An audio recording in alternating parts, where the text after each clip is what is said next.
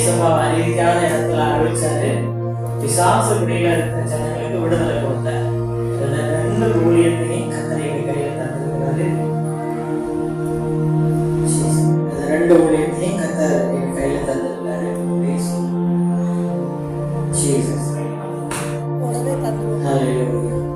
அதனால அந்த ஊழியத்தை செய்ய கர்த்தர் எங்களுக்கு கிருபை. என்னுடைய மனைவியும் நானும் சேர்ந்து நாங்கள் அந்த ஊழியத்தை செய்யறோம். நான் 19 வயசுல 3 நேரத்துக்கு ஊழியத்துக்கு வந்துட்டேன். எனக்கு 31 வயசு தான் ஆகுது. ஒரு 10 வருஷமா அவருடைய ஊழியத்தை செய்யறேன்.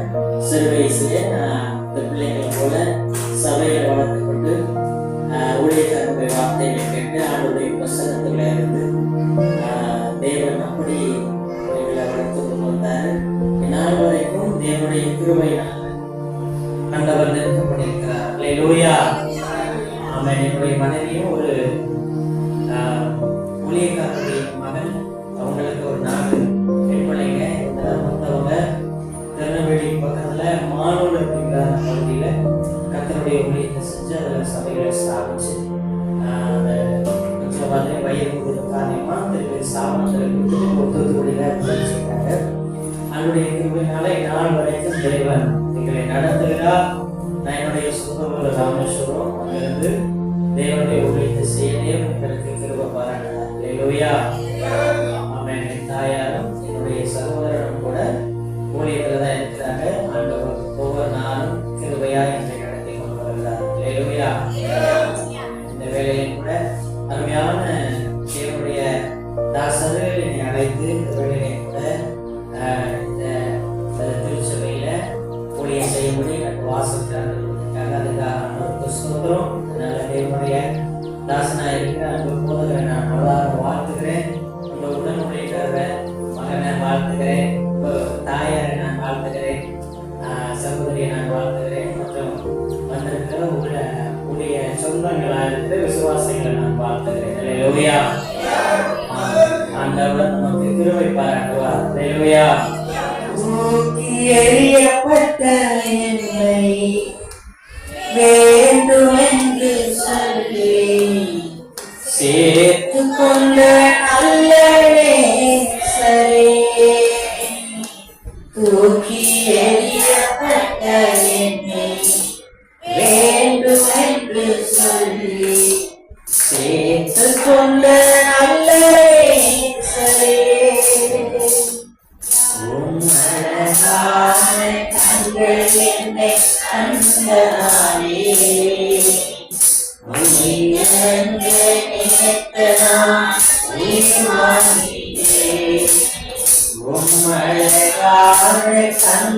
என்னை கண்டனாலே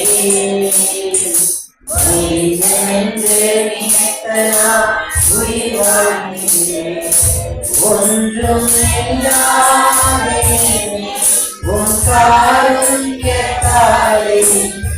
ஏற்றி வைத்த நல்ல நேசரே, ஒன்றும் இல்லாதே உன் காருண்யத்தாலே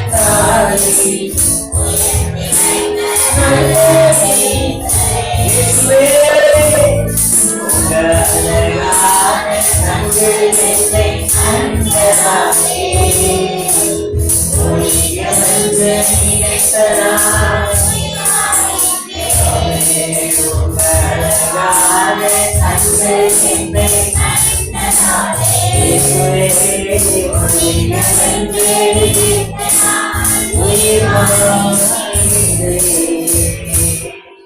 அல்லேலூயா. அவர் கண்ணு நம்ம மேல பட்டதுனாலதான் உசுறு போகாம இருக்கு. அல்லேலூயா. அவருடைய கண்ணு பட்டதுனாலதான் அவருடைய காரணி அன்று நம்மளை இழுத்து கொண்டு வந்திருக்கு. அல்லேலூயா. தேவ தயவும் தேவ அன்பில்லை உலகத்துல நம்ம வாழ்ந்திருக்கிறதா. அல்லேலூயா. நான் அதை ருசிச்சவனா உணர்ந்தவனா சொல்றேன். இந்த உலகத்துல மிகவும் உண்மையா நம்ம அப்படியே பிரதிபலிக்கிற ஒரு அன்பு ஆண்டவருடைய அன்பு மட்டும்தான். வேற எல்லாமே நிலையற்றது. தேவனுடைய அன்பு மட்டுமே நிலையானது. நம்ம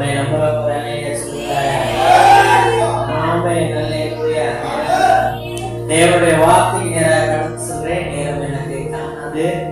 ஏசாயா தீர்க்கதரிசன புஸ்தகம் 41வது அதிகாரம். ஏசாயா தீர்க்கதரிசன புஸ்தகம் 41வது அதிகாரம் 17வது வாக்கியம். சிறுமையும் எளிமையுமானவர்கள் தண்ணீரை தேடி அது கிடையாமல் வறடும் போது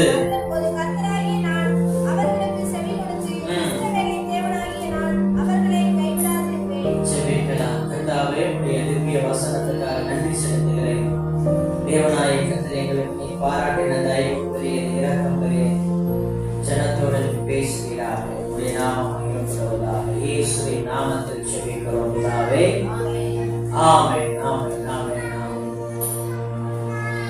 41வது அதிகாரத்திலே ஏசாயா எழுதுகிற அந்த வார்த்தை ரொம்ப அருமையானது.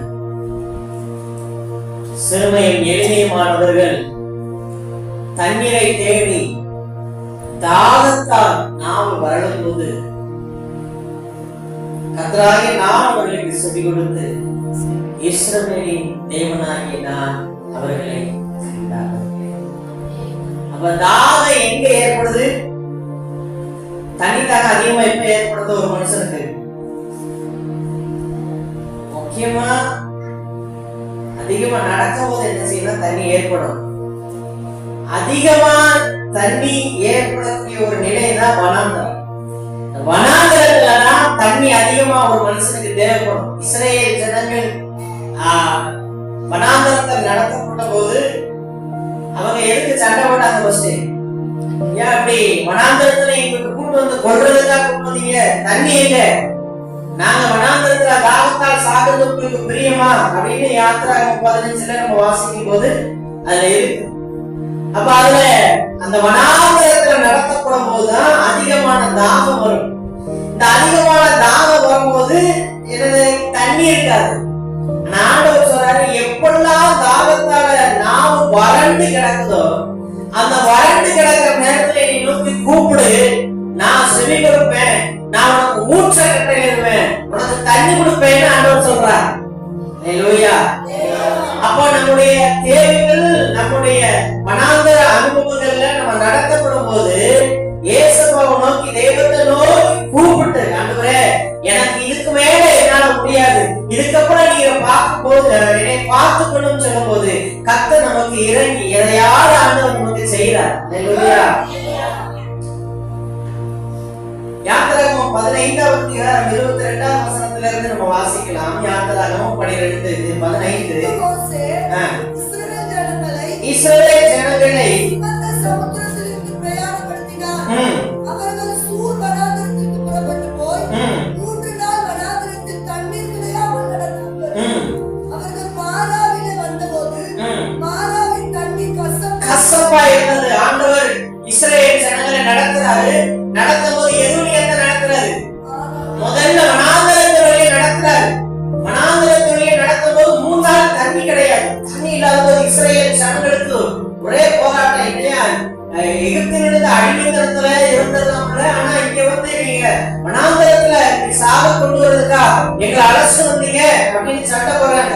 ஏன்னா இந்த வனாந்தரம் அவ்வளவு மோசமானது. தேவைகள் சந்திக்கப்படாத ஒரு இடம், சாதகமான சூழ்நிலைகள் இல்லாத இடம், எளிதாக எதிரையும் பெற்றுக்கொள்ள முடியாத இடம், மாறா தேவனையே தூசிக்கிற அளவுக்கு இது கொடுமையான ஒரு இடம், ஒரு புடமிடுதல்.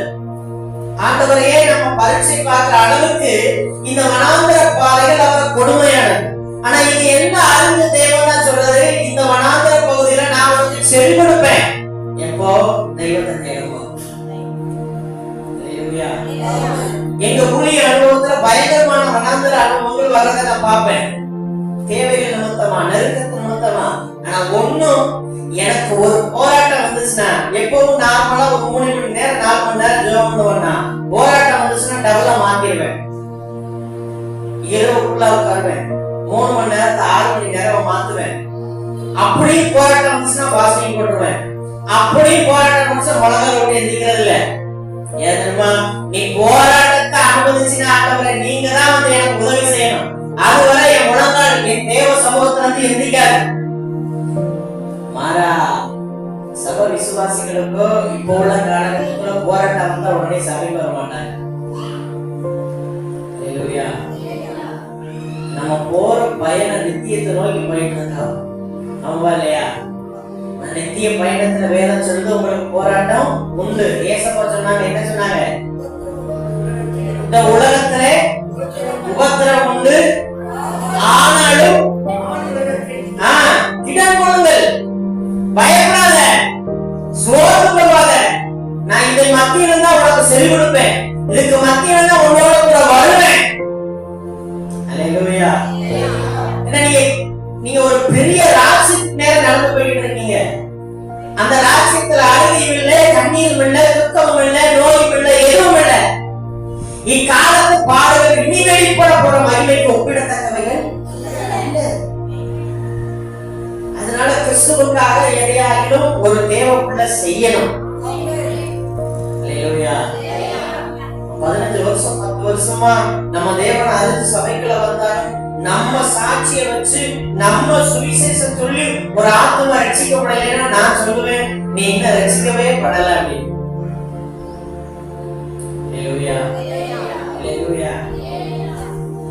ஒரு ஐயா இருந்தாரு ஒரு இடத்துல, நான் பிரசங்கம் பண்ணிட்டு இருக்கும்போது பார்த்துட்டே இருந்தாரு. கழுத்துல ஒரு 10 கிலோ போட்டிருப்பாரு, 10 விரலையும் 10 மோதிரம் போட்டிருந்தாரு, ஒரு பெரிய சங்கிலி போட்டிருந்தாரு, ஒரு வெள்ளை சட்டை போட்டிருக்கிறார். அப்படியே உட்கார்ந்து இருந்தாரு, அசையும் உள்ள ஆடும் உள்ள. ஏன்னா அந்த சபைக்கு முழுவதுமா அவர்தான் ஸ்பான்சர். அதனால கொஞ்சம் கை தட்ட மாட்டாங்க, பாட்டு பாட மாட்டாங்க, அப்படியே உட்கார்ந்தே இருந்தாரு. அப்போ என்னை பார்த்துட்டே இருந்தாரு. நான் பிரசங்கம் முடிச்சு வரும்போது, ஐயா உங்களுக்கு என்ன வேணும் சொல்லுங்க, நம்ம செஞ்சிடறோம் அப்படின்னா. நான் பார்த்தேன், நான் இல்லையா ஒன்று வேண்டாம், உங்க நம்பர் தந்துக்குவாங்க. இல்லையா நான் நம்பர் யார்ட்டையும் கொடுக்கவே இல்லை. அப்படியே பார்த்தேன். பார்க்கும்போது அப்படியா, சரி உங்களுக்கு எது வேணாலும் ஃபோன் பண்ணுங்க. உனக்கு ஃபோன் பண்ணி கேட்கறதுக்கு நான் என்ன விளக்கறேன்னா, உனக்கு விளக்கறேன்னா கொஞ்சம் பைசா நம்ம ஊழியத்துக்கு தந்தோம்னா கொஞ்சம் சேவை ஒரு மாதிரி ஆயிரும். நான் இந்த ஊழியம் தேவன் ஏற்படுத்த மரத்துல இருந்து எனக்கு வரும். நீ 1 ரூபாய் கொடுத்துட்டு என் பக்கத்துல இருந்து போட்டோ எடுக்கிறதுக்கு, என் ஊழியத்தை போட்டோ எடுத்து நெட்ல போட்டு விடுறது நம்மள ஆளு இல்லையா? கர்த்தர் கொடுத்த ஊழியத்தை கர்த்தர் செய்வார். பரலோக ராஜ்யத்துல ஏதாவது நமக்கு கிடைக்கணும்னா அந்த ஊழியத்தோட நம்மளும் என்ன செய்யணும்? இணைச்சிருக்கணும். ஏன்னா தேவ பிள்ளையா இருக்கிற அத்தனை பேருக்கும் ஒரு பெரிய பிரதானமான கடமை உலகத்துல இருக்குது. என்ன தெரியுமா? அழிஞ்சு போகிற ஆத்துமாக்களை நோக்கி போய் ஒரே ஒரு நேரம் இயேசுவா உங்களை நேசிக்கிறாயா? ஒரு வினாடிக்கு 8 ஆத்துமாக்கள் நரகத்துக்கு போகலாம். ஒரு செகண்டுக்கு, அந்த ஒரு செகண்டுக்கு 8 ஆத்துமாக்கள் நரகத்துக்கு போகுதுன்னா, இந்த ஆராதனை வேளையில இந்த 1 மணி நேரத்துல 60 நிமிஷம். இந்த 60 நிமிஷத்துல எத்தனை வினாடிகள்? 1000 இல்லையா? நான் படிக்கல, உங்களுக்கு தெரிஞ்சா சொல்லுங்க. 1200 இல்லையா? 1200 × 8.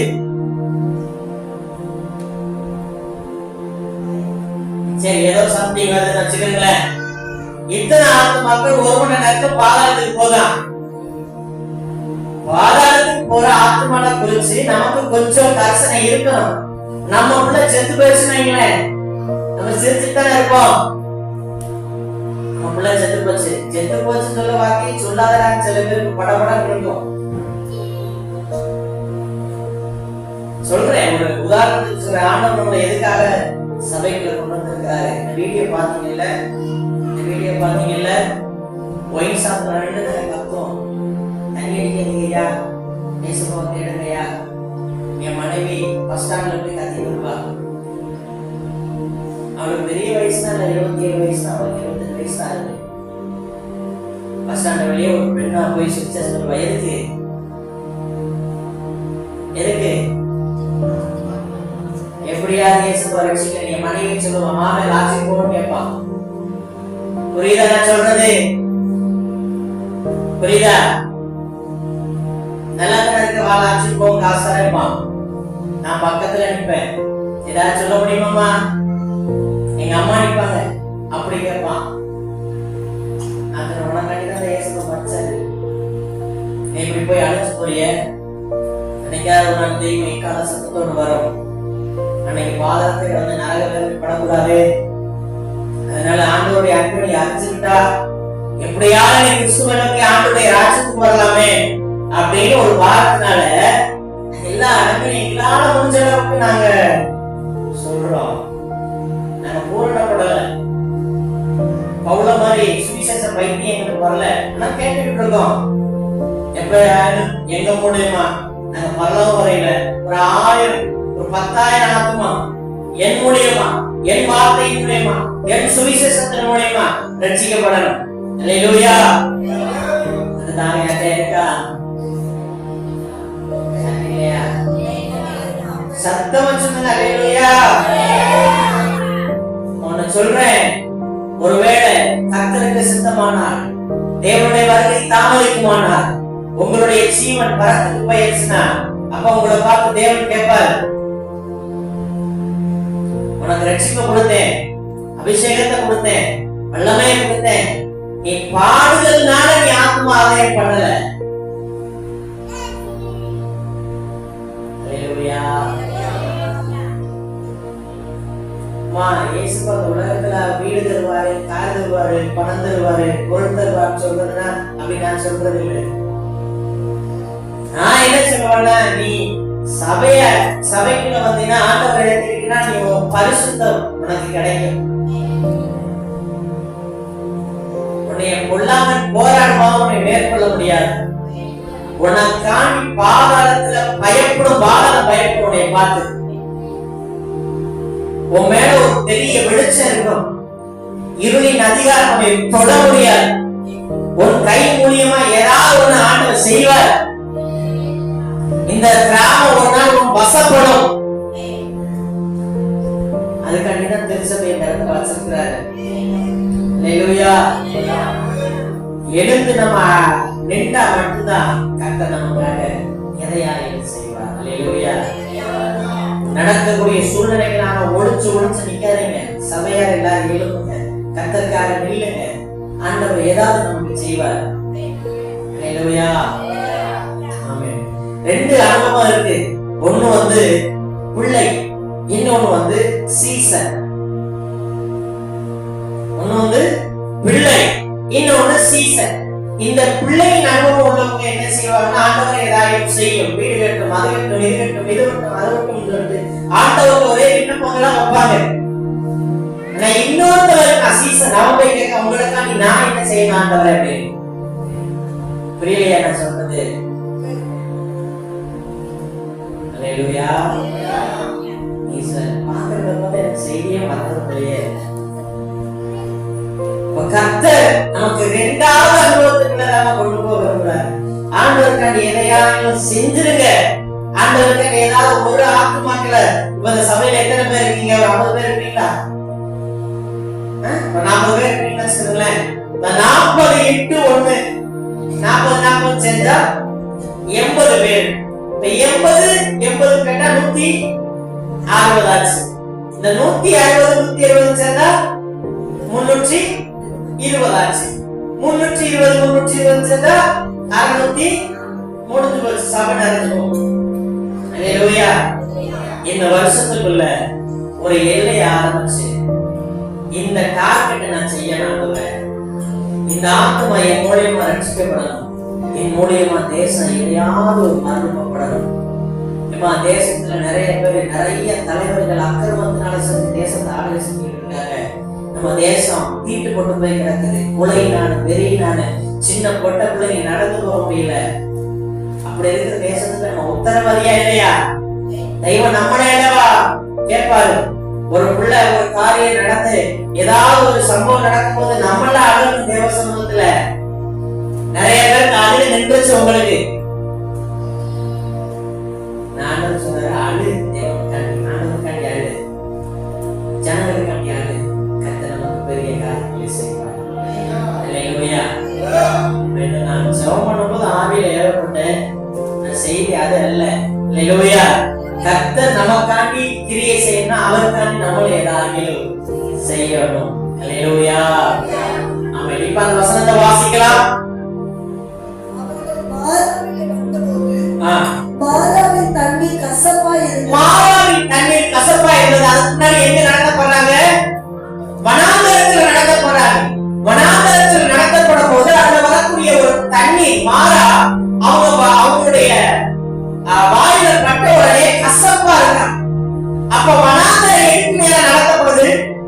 கசப்பின் வழியாக நடத்தப்படுது. ஆண்டவர் சொன்னாரு, நீ கசப்பு வழியா நட, வனாந்தரத்தின் வழியா நட. ஆனா ஒண்ணு தெரிஞ்சுக்க, நான் உனக்காண்டி என்னுடைய தண்ணிய, என்னுடைய சீவ ஊற்ற உனக்கு தருவேன். அது பக்கத்துல நடந்து வராங்க, 7 மணி நேரம் நடந்து வராங்க. அந்த 7 மணியுடைய தண்ணீர் எப்படி இருந்துச்சா? தித்திப்பா இருந்துச்சு, மதுரமா இருந்துச்சு. அப்ப தேவ பிள்ளைகளுக்கு சொல்றேன், நம்ம நடக்கக்கூடிய அந்த பாதைகளை ஆண்டவர் அறிவா. அந்த வனாந்தரத்துல வரக்கூடிய கசப்புகளையும் தேவன் அறிவா. இதை இரண்டையும் தேவன் அறிந்ததுனாலதான் நமக்கு 7 மணி கத்தர் ஏற்படுத்தி வச்சிருக்கிறார். அல்லேலூயா, அல்லேலூயா. ஆகார குறிச்சு வேணாக சொல்லிட்டு ஆகார தண்ணீர் கிடையாம அழைச்ச அந்த காரியத்தை நம்ம வாசிக்கலாம். ஆதியாகமம்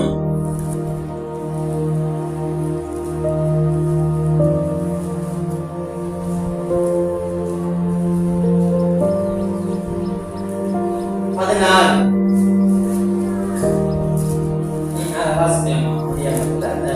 கர்த்தர் ஒரு அம்பலாய்ப்பை கேட்டபடியினால் அவனுக்கு இஸ்மவேல் என்று பெயரிடுவாயாக.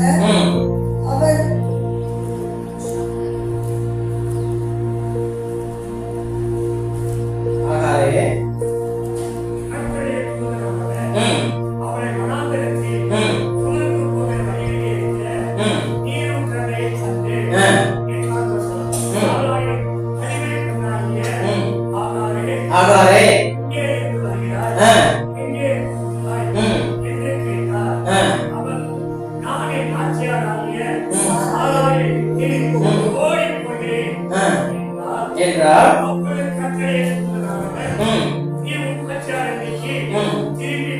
முதல் முறை இவ வனாந்தரத்தில் நடத்த போறா. அப்ப வனாந்தரத்தில் நடத்தப்பட போது இவளுக்கு ஒரே கண்ணீர். ஓடி போயிட்டா. ஓடி போனவனா ஆண்டவருடைய சத்தத்தை கேட்கிறாரு. சத்தத்தை கேட்டவன அவனா வனாந்தரத்தில் கேட்கிறா, ஆகாரே உனக்கு என்ன சம்பவிச்சிச்சு? என்ன இப்படி நான் ஆட்சியாரை விட்டு ஓடி போறேன். அவ சொன்னா, நீ திருப்பி போ அப்படின்னா. திருப்பி போய் அவ கையை கீழே என்ன செய்யணும்? அடங்கி இருக்கிறார். இது அவளால் தேர்ந்தெடுக்கப்பட்ட பாதை. அதே ஆகார் 21வது அதிகாரத்துல 21ல அதுக்கு முன்னாடி பிள்ளை சாகிறது நான் பார்க்க மாட்டேன் என்று எதிராக அம்பு பாய்கிற தூரத்திலே போய் உட்கார்ந்து சத்தமிட்டு அழுதாள். தேவன் பிள்ளையின் சத்தத்தை கேட்டார். தேவதூதன் வானத்திலிருந்து ஆகாரை கூப்பிட்டு, ஆகாரே, உனக்கு என்ன சம்பவிச்சது? பயப்படாதே, பிள்ளை இருக்கும் இடத்திலே தேவன் அவன் சத்தத்தை கேட்டார். இப்ப தேவனே ஆகாரை வனாந்தரத்தில் நடத்துறாரு. முதல்ல நடக்கும் போது இங்க உனக்கு வேலையை நீ போட்டாரு. இரண்டாவது ஆகார தன்னுடைய தன் நேசிச்ச கணவர் அவனே அனுப்பிச்சிருக்கிறார் வனாந்தரத்துக்கு. 14வது அதிகாலையிலே ஆபிரகாம் எடுத்து அப்பத்தையும் ஒரு துருத்தி தண்ணீரையும் எடுத்து ஆகாருடைய கோலிலே வச்சு அனுப்பிச்சு விட்டாரு. தன் நேசித்த தன் கணவன், தன் நேசித்த தன் பிள்ளை ரெண்டையும் வனாந்தரத்துக்கு அனுப்பிச்சிருக்கிறார் ஆபிரகாம். வனாந்தரத்துல நடத்தப்பட்டு போறாங்க. தன் நேசிச்ச ஒரே கணவன் அவளை கைவிட்டான். கையில ஒரே பிள்ளை மட்டும் இருக்குது, இஸ்மவேல் மட்டும் இருக்கா. வனாந்தரத்தில் நடத்தப்படும் போது உள்ள அனுபவங்கள் நமக்கு தெரியும். வனாந்தரத்துல ஆதரவு கிடையாது, வனாந்தரத்துல இவனுக்கு யாரும் கிடையாது. ஆனா அந்த வனாந்தரத்துல 3 அனுபவம் வந்துச்சு. இந்த வனாந்தரத்துலதான் ஆண்டவருடைய சத்தம் கேட்டுச்சு. இந்த வனாந்தரத்துலதான் அவ பண்ண ஜெபத்துக்கு பதில் கிடைச்சிச்சு. இந்த வனாந்தரத்துலதான் வாக்குத்தத்தமும் பெற்றார். அல்லேலூயா, அல்லேலூயா. தான் நம்பின தன் கணவன் அவளை கைவிட்டு வனாந்தரத்தில் நடக்கிறான். தன் வாழ்க்கையில முழுமையாக ஆதரிச்ச ஒரு மனுஷன் வனாந்தரத்துக்கு அனுப்புறான். அநேக வேலைக்காரர்கள் மத்தியில ஒரு ராஜாத்தியமா இருக்க ஆகாரம் இன்னைக்கு தடுத்து விடப்பட்டிருக்கா. வனாந்தரத்தில் நடக்கிறா. அவளுக்கு ஆதரவு கிடையாது. ஒரே ஒரு துருத்தியில மட்டும் தண்ணியை கொடுத்து அமுச்சு வச்சாச்சு. வேலை சொல்லு, துருத்தியில தண்ணி முடிஞ்ச உடனே அவன் என்ன செஞ்சுட்டாருன்னா பிள்ளைய கொண்டு போய் ஒரு இடத்துல விட்டுட்டான். அவளுக்கு என்ன அப்படின்னா சுற்றி வனாந்தரமா இருக்கு, கையில ஒரு துருத்தி தண்ணி தான் இருக்கு, ஒரு செம்பு தண்ணி தான் இருக்கு. அதனால தண்ணி முடிஞ்ச உடனே எப்படி நம்ம செத்துருவோம்னு ஒரு முடிவுக்கு வந்துட்டாங்க. சீக்கிரமா ஒரு முடிவுக்கு வந்துட்டா. வனாந்தர பாதை என்ன செய்யணும், டக்குன்னு ஒரு முடிவெடுக்க வைக்கும். மாம்சத்துல உடனே ஒரு முடிவெடுக்க வைக்கும். அப்படிதான் ஆகாரம் செஞ்சா. பிள்ளைய ஒரு இடத்துல நிப்பாட்டிட்டு இந்த இடத்துக்கு வரா. இனி என்ன செய்யாது, வண்டி ஓடாது, பிள்ளையும் செத்து போயிடும், நாமும் செத்து போயிடும். அதனால ஆகாரம் ஒரு முடிவுக்கு வந்துட்டா. வந்த ஆகார முடிவுக்கு வந்த உடனே ஆண்டவர் சொல்றாரு, எதுக்கு நீ அல்ற, ஏன் அல்ற? ஆண்டவரே தண்ணி இல்ல, சாந்திரமா இருக்கு, நீ என்ன தண்ணிக்கு ஆசைப்படுற? நான் உனக்கு ஒரு துறவை ஏற்படுத்தி வச்சிருக்கேன். ஏற்படுத்தினாரா? துறவு தோண்டப்பட்டுச்சா? இவன் பார்வை எங்க இருந்துச்சு? துருத்தி மேல. ஆனா ஆண்டவர் அவனுக்காக வச்சிருக்க துறவை இவன் பார்க்கல. இம்மா வனாந்தர அனுபவத்துக்கு வர்றதே உனக்கு ஒரு துறவை தோண்டி வச்சிருக்கனால கொண்டு வந்திருக்காரு. கையை தட்டி தேவத்தை மையப்படுத்த பார்க்கலாம். நீ உன் பார்வையில துருத்தி மேல இருக்கிறது, நீ துருத்தி மேல பார்வையில நீ வந்திருக்க. உன்னை துறவு வச்சுதான் நினைச்சிட்டு வந்திருக்கிறேன். சுருத்தில தண்ணி முடிஞ்சோன்னு பெருசா அடிந்த முடிவுக்கு வந்துட்ட. இப்பதானே நான் ஆரம்பிக்க போறேன். உன் கண்ணை தொடச்சிட்டு பாரு, உனக்கு ஒரு துறவை தோண்டி வச்சிருக்கேன். அங்க வந்து எவ்வளவு வேணும் பகுந்து குடி. நீ மட்டும் ஒரு சந்ததியா அதுல தாகம் தீர்க்கிறவங்க அந்த தண்ணி ஊறிக்கொண்டே இருக்கும். இதுதான் அவர் நமக்காண்டி தோண்டி வச்சிருக்கிற துறவு. உன் கண்ணு துருத்தி மேல போக வேணாம், அவருக்கா உனக்காண்டி தோண்டி வச்சிருக்கிற துறவு மேல போகணும். வனாந்தரத்தை எங்கேயாவது கிணறு தோண்டி வச்சிருப்பாங்கல்ல, வனாந்தரத்துல தண்ணி தோண்டதுக்கு எத்தனை வருஷம் ஆகும்? ஒரு கிணறு தோண்டணும்னா சில நிலத்துல தண்ணி இருக்கிறதுனால உடனே வந்துடும்.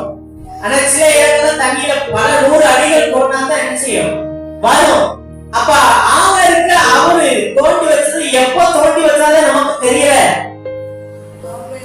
ஆகாரங்க ஓடும் போதே கத்தர் தோண்ட ஆரம்பிச்சாரு நான் நினைக்கிறேன். நீ சோர்ந்து போது எனக்கு தெரிய மகளே, அதனால உன் எதிர்காலத்துல ஒரு துறவை தோண்டி வச்சிருக்கேன். நீ உன் சந்ததியை குறிச்சு யோசிக்கிறது, உன் சந்ததி மேல இருக்கிற சாபத்தை நான் எடுத்து போடுவேன்.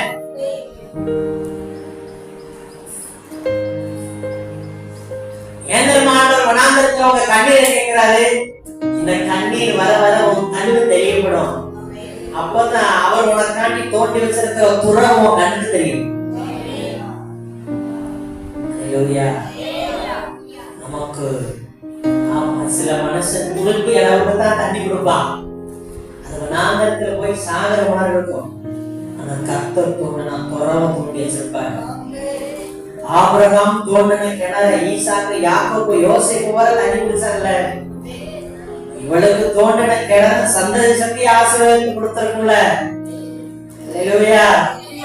நம்ம குடும்பத்துக்கு தேவன் துறவை தோண்டி வச்சிருக்கிறார்.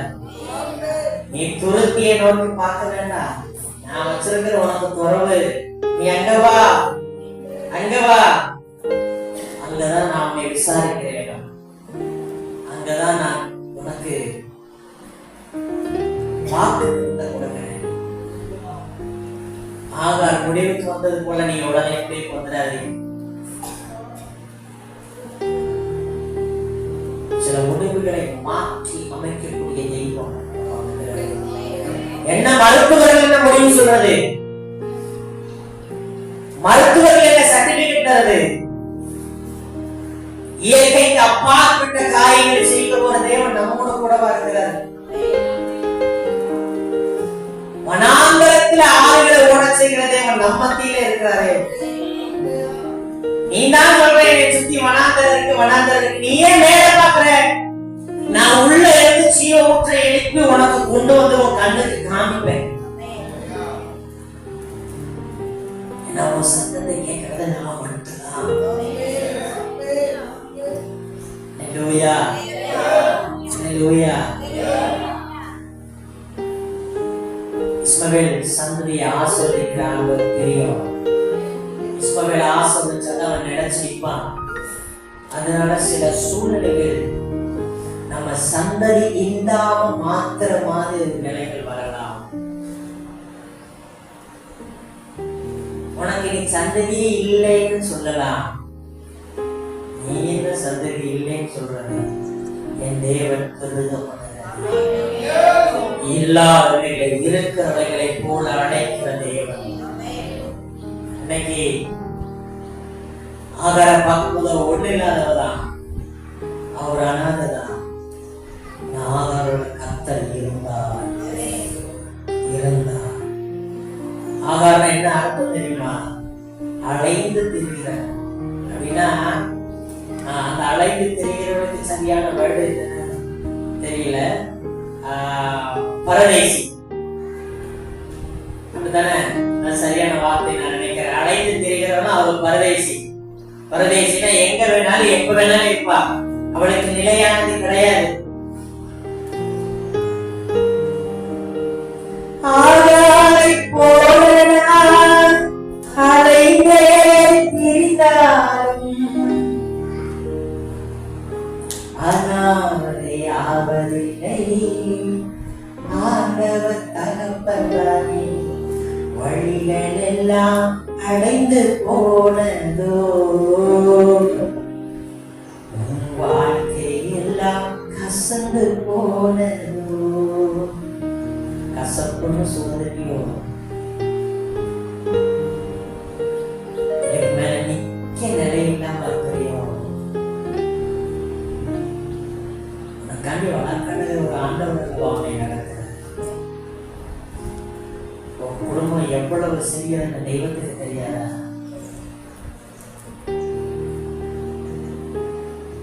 ஏற்கனவே கர்த்தர் உனக்கு ஒரு வாக்குத்தத்தம் கொடுத்திருக்காங்க.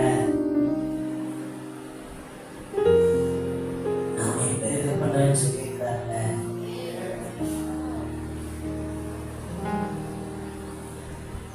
மத்தவங்க என்ன சொன்னாலும் கவலைப்படாத. நான் என்ன சொல்றேன் நீ கவனிச்சு பாரு. ஆபிரகாமே இங்க வா, மேல பாரு, நட்சத்திர கூட்டம் இருக்கு, இப்படி உன் சந்ததி பெருகும். வாய்ப்புல ஆண்டவரே. ஆபிரகாமே இங்க வா, கடல் மண்ணை எடு, இப்படி ஒரு சனம் பெருகும். வாய்ப்புல ஆண்டவரே. ஆபிரகாமுடைய மறுமொழி இதுதான். நீனும் வாய்ப்புள்ளேன்னு சொல்றது, நாள உனக்கு சம்பவிக்க பண்ணுவேன். நீனும் உன் சரீரத்தை பார்த்துக்கிட்டே இருக்க, நாள உனக்கு தருவேன். கர்த்தருக்கு முன்பாக சொல்ல ஒரு சாட்சி வேணும்ல. என்னைய கர்த்தர் செஞ்சாலும் ஒரு சாட்சி வேணும்ல. அதனாலதான் கர்த்தர் காத்துட்டு இருக்க. நீ ஒப்பு கொடுக்க, ஆண்டவரை உன் சித்தத்தின்படி செய்ய எங்கோ வருகிறேன். ஹல்லேலூயா. எனக்கு டாக்டர் சொன்னாங்க வாலிபத்துல எனக்கு இந்த இடுப்புல கொஞ்சம் ஃபிராக்சர் ஆயிடுச்சு. அப்ப போய் அந்த இடுப்பு பார்க்கும்போது உங்களுக்கு குழந்தை பிறக்கிறதுக்கு வாய்ப்பே இல்லை அப்படின்ட்டு நான் இதை என் இருதயத்துல எழுத மாட்டேன். சில மருத்துவருடைய ஆலோசனைகளை, சில மனுஷனுடைய ஆலோசனைகளை என் இருதயத்துல பிரதாமா எழுதி வச்சு அதை விசுவாசிக்க மாட்டேன். நீ என்ன சொல்றது, நான் என்ன கேட்கறது? பைபிள் சொல்லிட்டு நான் உனக்கு தருவேன். அப்புறம் என்ன, இதுக்கு மேல என்ன வார்த்தை வேணும்? வானத்தை பூமியை படைக்க கர்த்தர் சொல்றாரு, நான் உனக்கு செய்வேன். நீ காத்திருக்க தேவ பலன். காத்திருப்பி நாட்கள் முடிஞ்ச உடனே அது மகிமையில கொண்டு முடியும். நீ உன் கண்ணுல பார்க்கறத விட துருத்தில தண்ணியை கேட்டுட்டு இருக்க. துருத்திலே தண்ணி கேட்காத, தொடர்ந்து ஆண்டவர்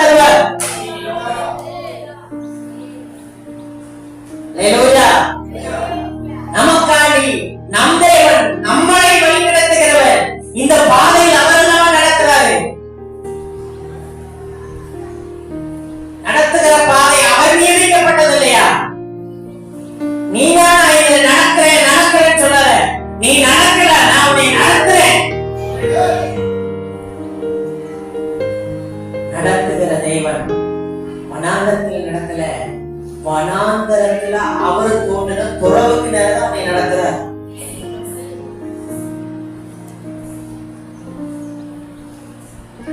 அல்லேலூயா. 16வது வசனத்தை வாசிக்கலாம்.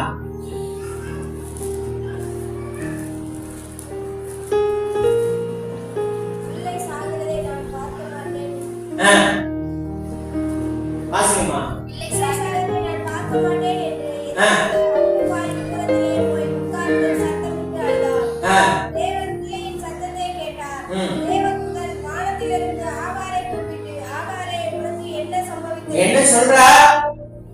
என்ன சொல்றா? முதல் வார்த்தை வாசிங்க. புள்ள சாகிறத நான் பார்க்க மாட்டேன். புள்ள சாகிறத நான் பார்க்க மாட்டேன். அவன் தாகத்தால மூச்சு திணறி மான் கத்தி சாகிறதே என் கண்ணு பார்க்காது. அதனால நான் போய் விலகி நிக்கிறேன். சிலர் அப்படித்தான் விலகி நிற்கிறீங்க. உங்களுக்கு இருக்கக்கூடிய சில இழப்புகளை உங்க கண்ணு பார்க்க வேண்டாம் ஒதுக்கி பண்ணி நிற்கிறேன். நான் ஆண்டவர் சொன்னாரு, நீ பாரு. என்னத்தை பார்க்க போறது தெரியுமா? உள்ள சாகிறத பார்க்க மாட்டேன், உள்ள வாழ்றத பார்க்க. உள்ள சாகிறத பார்க்கறதுக்கு அவனை ஆண்டவர் நடத்துறாரு. வாழ வைக்கிறதுக்கு தான் ஆண்டவர் நடத்துறாரு. கையில இருக்கிற குருத்தி தண்ணீர் முடிவுக்கு வரலாம், ஆனா அவர் கோவில குரல்ல இருக்கிற தண்ணீர் முடிவே இல்லை.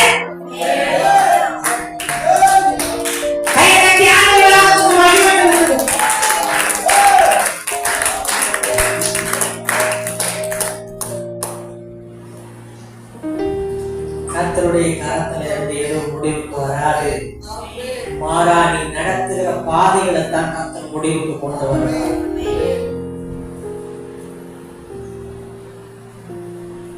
உன் கற்பத்துல அவர் அல்லவா சந்ததி ஆசீர்வதிக்க விரும்புகிறார். நீன தள்ளிப்பாடுறது, நீன முடிவுக்கு வர்றது.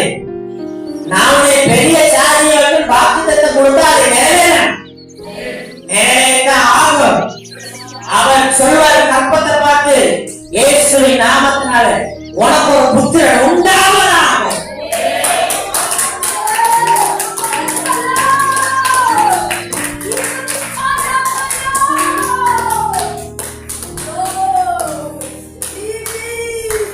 ஆண்டவர் நம்மளை மட்டும் இல்ல, நம்முடைய சந்ததியவே கணக்கு பண்ணி தான் நம்மளை அழைப்பாரு.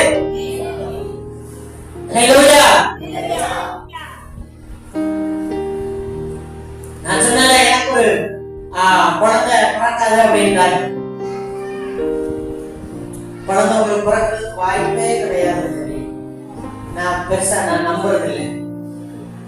பார்த்தா கல்யாணம் முடிந்த ஒரு கொஞ்ச நாள்ல 9ஆம் மாசம் 12வது தேதியில நான் யூசுவலா ஜெபம் பண்ணக்கூடிய அந்த ஜெப நேரத்துல நான் ஜெபம் பண்ணேன். ஜெபம் பண்ணிக்கிற போது நான் பிள்ளைக்கு நான் ஜெபம் பண்ணல, பிள்ளைக்கு ஜெபம் பண்ணல, எனக்கு ஜெபம் பண்ணல. ஜெபம் பண்ணாதனால ஆண்டவர் சொல்றாரு, உனக்கு நான் ஒரு பிள்ளையை தரேன், அது ஆண் பிள்ளையை தரேன், அவனுக்கு இந்த பேரு கொடுக்கணும் அப்படின்னு சொல்லி ஜெபம் பண்ணி எழுதிட்டேன். தைரியம் யார் சொன்னது? தெய்வம் சொன்னார். அப்ப தெய்வம் சொன்னா நடக்கும், அவ்வளவுதான். பார்த்தா அந்த ஒரு 40 நாள் கழிச்சு நாங்க அவங்களுக்கு டெஸ்ட் பண்ண போறோம், பேபி ஃபார்ம் ஆயிருக்கு அப்படின்னா. எந்த டைம்ல பேபி ஃபார்ம் ஆயிருக்கு ஒரு லிஸ்ட் கொடுக்குறாங்க. அதே 9ஆம் மாசம் 12ஆம் தேதி. நானே கேட்டுக்கிறேன்.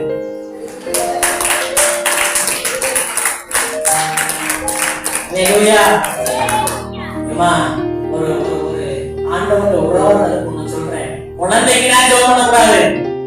குழந்தைய எனக்கு எப்படி வளர்க்கணும்னு கேளு. ட்ரெஸ் வாங்கி வீட்டுல வை. வீட்டுல வச்ச ஆண்டவரே, எனக்கு இந்த குழந்தை தெரியும், அதுக்கு நான் எப்படி பேர் வைக்கணும், எப்படி வளர்க்கணும். ஆண்டவருக்கு குழந்தைய எடுத்து கொடுக்கணும்னு சொல்லலையே, என்ன கேட்கிறா? அப்ப நம்ம குழந்தைய எடுத்து கொடுத்துதான் ஆகணும், வேற வழி இல்லை. அல்லேலூயா. உன்னை கேட்கணும்னா ஆண்டவர்கிட்ட, ஆண்டவரே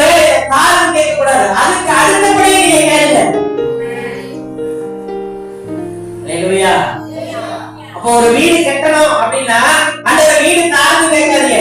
அந்த வீடு கட்ட ஒரு ரூம்ல செவாரம் வைக்கணும். அந்த செவாரை எப்படி வைக்கணும் தெரியல, அதுக்கு நீங்க ஆலோசனை தான் கேளுங்க. அல்லேலூயா. ஒரு வயலை நீங்க விதைக்க போறீங்க, அந்த வயல்ல எப்படி 100 மூட அரிசி வரும்னு எனக்கு தெரியும். 10 மூடை நான் என்ன செய்ய கேளுங்க. அல்லேலூயா. நமக்கு ஒரு பிள்ளை வந்திருக்கு, இந்த பிள்ளையை எப்படி வளர்க்கணும்னு கேளுங்க ஆண்டவர்கிட்ட.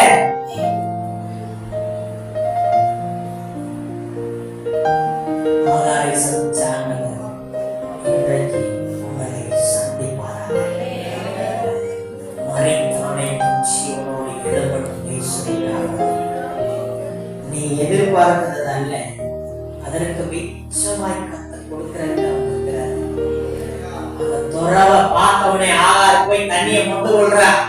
வாசிங்க அந்த வசனத்தை.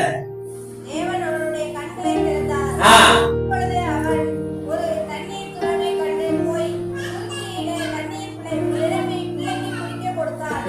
தேவன் பிள்ளையுடனே இருந்தார். அவன் வளர்ந்து தேவன் பிள்ளையோட இருந்தாரு. அவன் நினைச்சா என் பிள்ளையோட யாரும் இல்லைன்னு. உங்களோட ஆண்டவர் இருக்காருமா. நான் மனாந்தரத்தில் நடத்தப்படுறதுனால நான் இல்லைன்னா அவர் இல்லை நினைச்சுட்டே இருக்கீங்களா? தொடர்பு நேரம் உன்னை நடக்கிறாரு. உன் அழுகையின் சத்தத்தை கர்த்தர் கேட்பார்ல. தேவ சமூகத்துல நான் சொல்றேன், எங்களுடைய சபத்துக்கு பல வருஷங்கள் பதில் கிடைக்கல. வனாந்தரம் தான். ஆனா அந்த வனாந்தரத்து மத்தியில சோர்ந்து கர்த்தருடைய வாக்குத்தத்தத்தை பிடிச்சு ஜோம்னிட்டே கர்த்தர் செய்வார். நீ மாறுதற்கு சொல்லணும்னா தேவன் எனக்கு செஞ்சாரியா? தேவன் எனக்கு செஞ்சாரு, மனுஷன் செய்யல. தேவனே எனக்கு செஞ்சாரு. அவருடைய வசனம் சொல்லுது, அவருடைய வார்த்தை ஆவியாயும் ஜீவனாயும். இந்த ஆவி என்ன செய்யும்?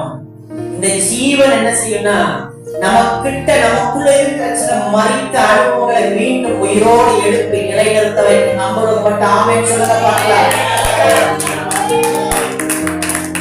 அல்லேலூயா. ஆண்டவர் ஒரு வாக்குத்தத்தத்தை கொடுத்து எனக்கு பையனை கொடுத்தாச்சு.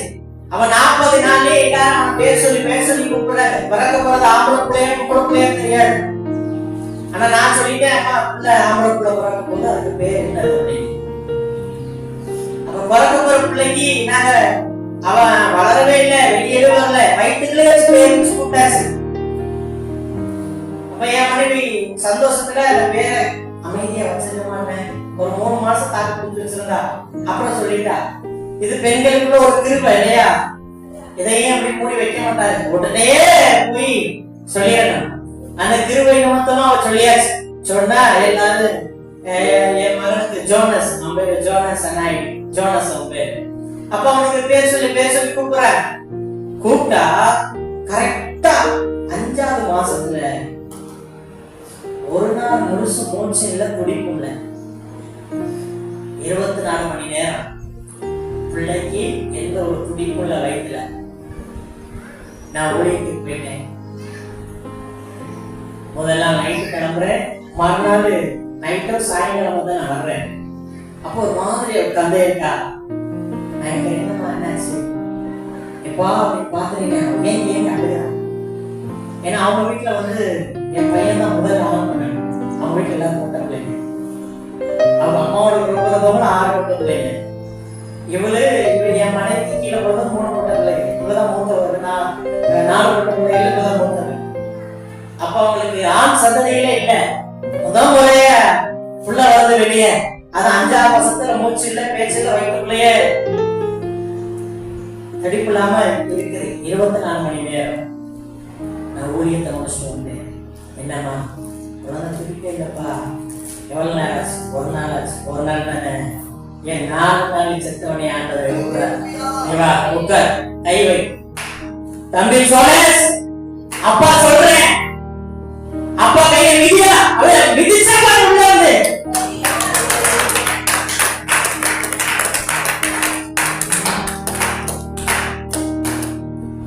அப்பா வந்துட்டேன். சத்தம் கேக்குதா? இயேசுவின் நாமத்தினால் அப்பா கையை ஒரு மிதி மிதிய மனைவி ஏங்கி ஏங்கி ஏங்கி ஏங்கி அழுறாங்க. ஒரு வாக்கு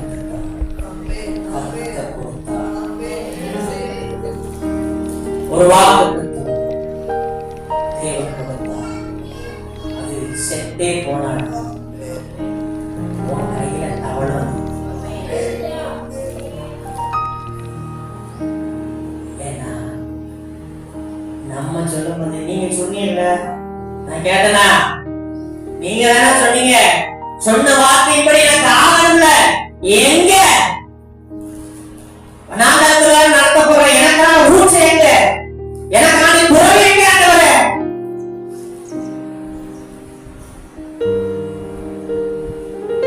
கர்த்தர் சில குறவுக்கு நேரம் நடக்கிற பள்ளிக்கூடத்தை சொல்றேன். நீ நடக்கிற பாதை துறவுக்கு நேரம் போய் முடியும். உன் கையில இருக்கிற துருத்தி தண்ணீர் முடிஞ்ச நிலைக்கு வந்துட்ட. இப்போ உன் கண்ணுல தெளிவடைய செய்யறாரு. உன் கண்ணினுடைய பார்வையை கூர்மையாக்குறாரு. இப்போ உன் கண்ணுக்கு முன்னாடி ஒரு துறவை கொண்டு வராரு. துறவுகளை அள்ளி அள்ளி அள்ளி முடிக்க போறேன்.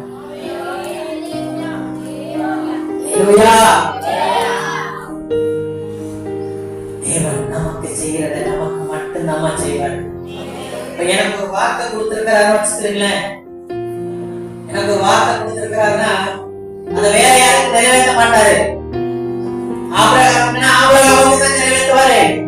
சாராளுக்குனா சாராளுக்கு தான் நிறைவேற்றுவாரு.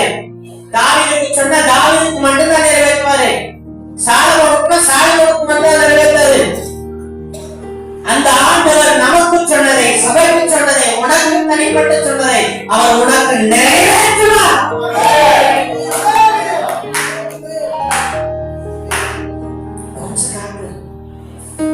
காத்திருப்பது வலிக்கும்.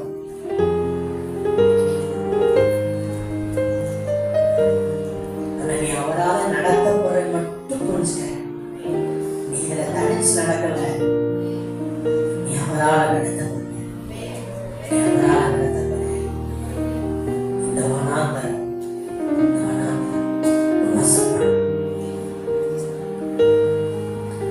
உயர்வை வச்சுதான் தேவன் நமக்கு தந்த நன்மைகள், தேவனே நமக்கு தந்த நன்மைகள். நீ சம்பாதிச்சது இல்லை. கர்த்தர் உனக்கு செய்வார். எங்களுக்கு செய்கிறார், செய்கிறார், செய்து கொண்டிருக்கிறார், செய்வார். தேவனோடு ஒரு உறவை மட்டும் நீங்க விட்டக்கூடாது. இந்த வனாந்தர அனுபவங்கள் ஒரு குடும்பம் நடத்தப்படும் போது தேவையில்லாம கணவன் மனைவிக்குள்ள சண்டை வரும்.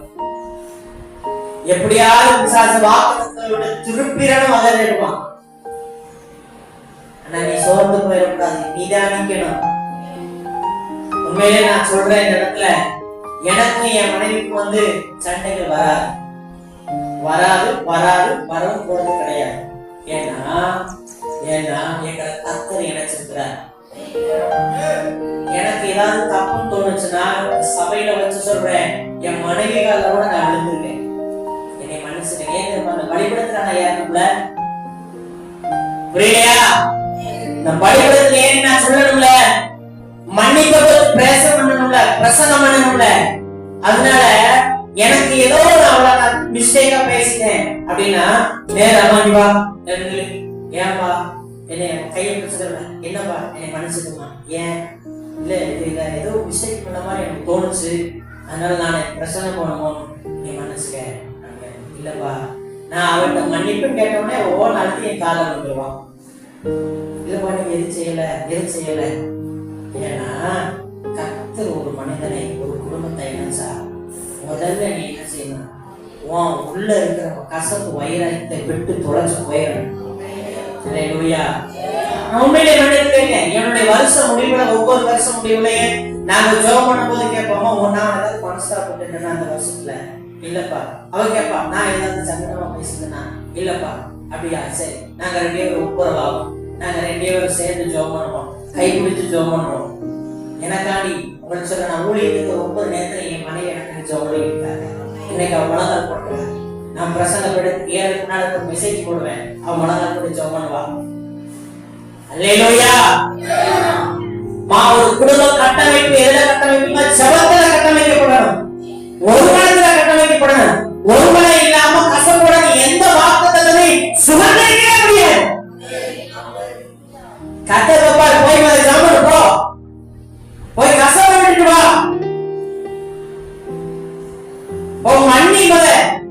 மன்னிக்கப்படாது. இது எல்லாம் செய்யாம நேர வந்து சமூகத்துல விடாத, அது அருகருமா இருக்கும். ஆண்டவர் ரொம்ப கிளியரா இருப்பார். நமக்காண்டி விளக்காடுகிற ஒரு தேவன். நமக்குள்ள என்ன பண்ணினாங்க ஆண்டவரை ஏதாவது உங்களுக்கு பிரியப்படாத பண்ணினா டேரக்டா போங்கம்மா, கடவுள்கிட்ட போங்க, மனைவிட்ட போங்க, கையை பிடிங்க, முகத்தை பாருங்க, உங்க கண்ணு அவங்க கண்ணு நேர சந்திக்கணும். எப்பா ஏதாவது நல்ல ஒரு மன்னிப்பு கேளுங்க, ஒரு மன்னிப்பு கேளுங்க, வாழ்க்கை தலையிலுமா ஒரே ஒரு பையன் வாங்க, ஏதாவது நான் பண்ணி மனசு நீங்க மன்னிப்பு கேட்டா மன்னிப்பு கேட்டு பழகுவாங்க. தயவு செய்து ஒரு கசப்பை வச்சுட்டு வாக்கு நேரம் போவாதீங்க. அதனாலதான் டிலே ஆகுது, அதனாலதான் நேரம் தாமதிக்குது. நீங்க சேர்ந்து போங்க, 2 பேரும் ஆண்டவருக்கு சந்தோஷமா இருக்கு. என் பிள்ளைய சேர்ந்து வந்துருக்கு. இப்ப நான் ஆசிரியர் பிள்ளைய 2 மணி நேரம் வந்துட்டு இருக்கு, நடக்க முடியாம வந்துட்டு இருக்கு, சோர்ந்து போய் வந்து எதையாக நான் செய்யணும். ஏசப்பா மலை பிரசங்கிக்கும் போது 3 நாளா என் பிள்ளை வந்து காத்து கிடக்குறாங்க, வழியில நடந்தா சோர்ந்து போயிடுவாங்க. அதனால பிள்ளைகளுக்கு அப்பத்தை ஏற்படுத்து, பிள்ளைகளுக்கு மீனை ஏற்படுத்து, பிள்ளைகளை சாப்பிட்டு என்ன செய்யணும் போகணும். நமக்கு செய்யும்போது அப்படிதான் செய்வார். நீ அவன் சமூகத்தில் கரெக்டா போய் இல்லை, நம்முடைய நமக்கு உண்டான ஏதாவது குறைவுகள்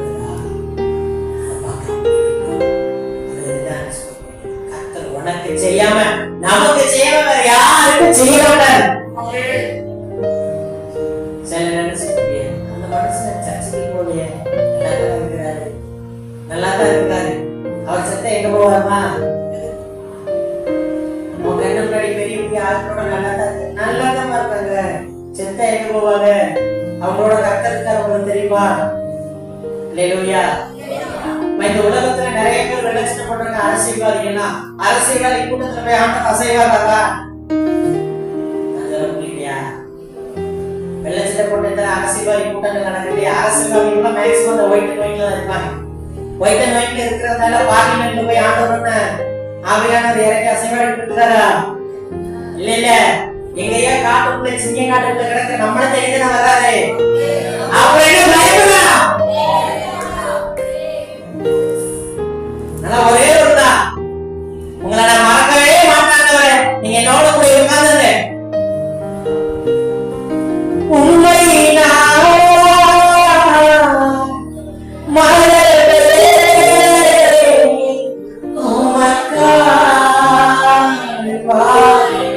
எழுதுக்குமா உண்மை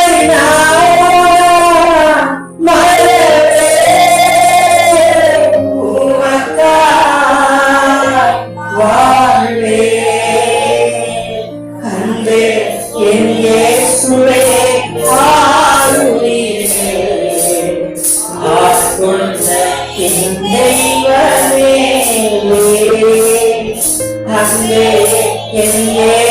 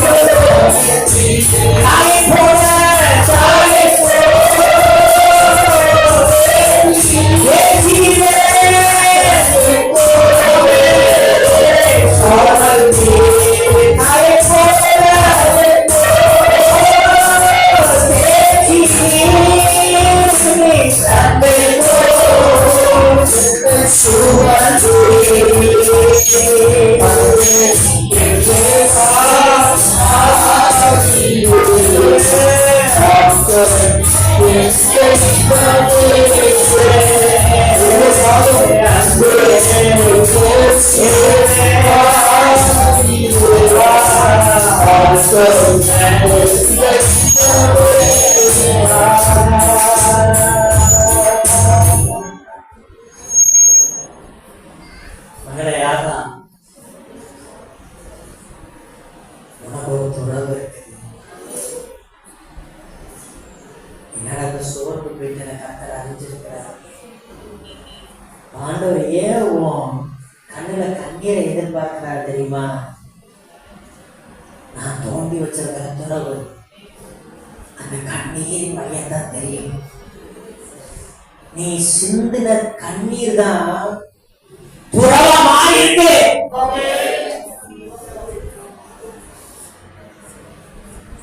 நீ தானே அழுக.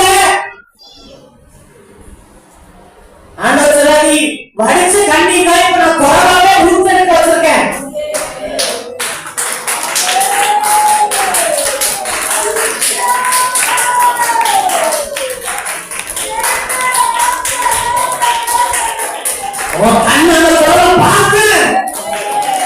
நீ முடிவுக்கு வரவே வராத. ஒரு சந்ததி இல்லைன்னு முடிவுக்கு வர.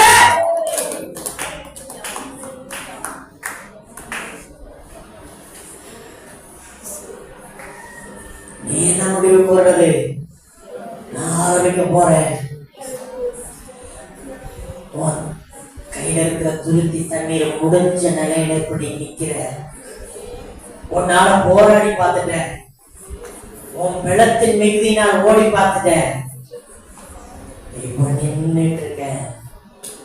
இந்த நேரம் நான் உன்னை சந்திக்கிறேன். உன் கண்ணை தொடச்சு பாரு. நான் உனக்கு ஓற்ற வச்சிருக்கிறேன். உனக்கு ஒரு குறவை வச்சிருக்கிறேன். மகளே பேரு, மகளே பேரு,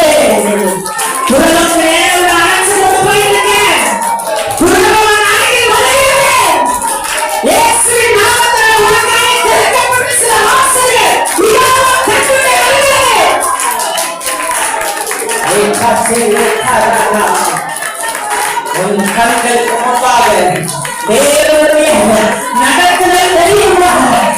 கண்ணுக்கு முன்னாடி தேவனுடைய பிரசன்னமே கண்ணோட தேவ பரிசுத்தமான கண்ணோட ஆரம்பத்துல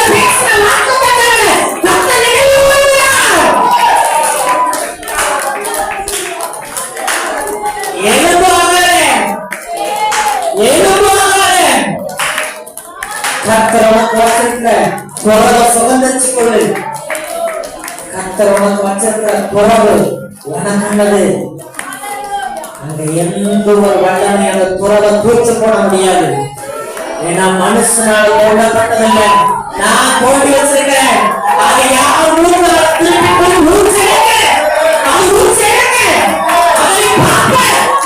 முன்னாடி போட்டதெல்லாம் இல்லை. இப்ப யார் கை வச்சு மூடி போட்டாலும் அது மீண்டும் மீண்டும் மீண்டும் அது மீண்டும் மீண்டும் மீண்டும் பொழுது அதனுடைய ஆயிரத்து லட்சணத்து ஆசீர்வாதங்களை கொண்டு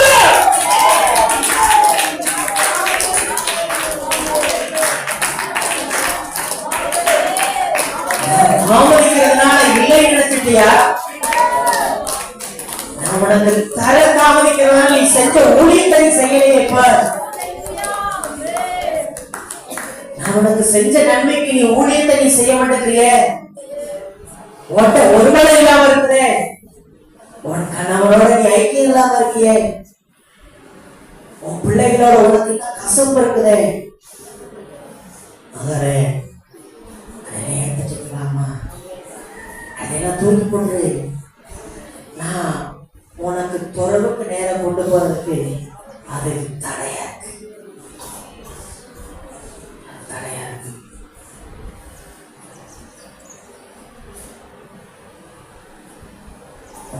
அந்த துறவை பார்க்கணும்னா உனக்குள்ள இருக்கிற அந்த தேவையில்லாத கற்களை புனைக்கு எடுத்து போற நான் உனக்கு செய்யணும்னு ஆசைப்படுறேன். மகளே தனியா விட்டுருவா சகோதரோட கூப்பிட்டு இருக்கிறேன். இடையில விட்டு போறதுக்கு நான் ஆபிரகாம் நினைச்சேன். உனக்கு நான் தானே இருக்கேன். உனக்காண்டி பரிந்து பேசுறதுக்கு உனக்கு வழக்காடுறதுக்கு நான் தானே இருக்கேன். நான் உனக்கு செய்யாம இருக்கணும். உன் குடும்பத்துல இத்தனை பிரச்சனைகள் இருப்பதை கர்த்தர் அறிவாருமா. அதை மத்தியில அவனை சந்திக்கிறதுக்கு ஆண்டவர் வந்திருக்கிறார். அவரை பார்த்து சொல்ற உம்மை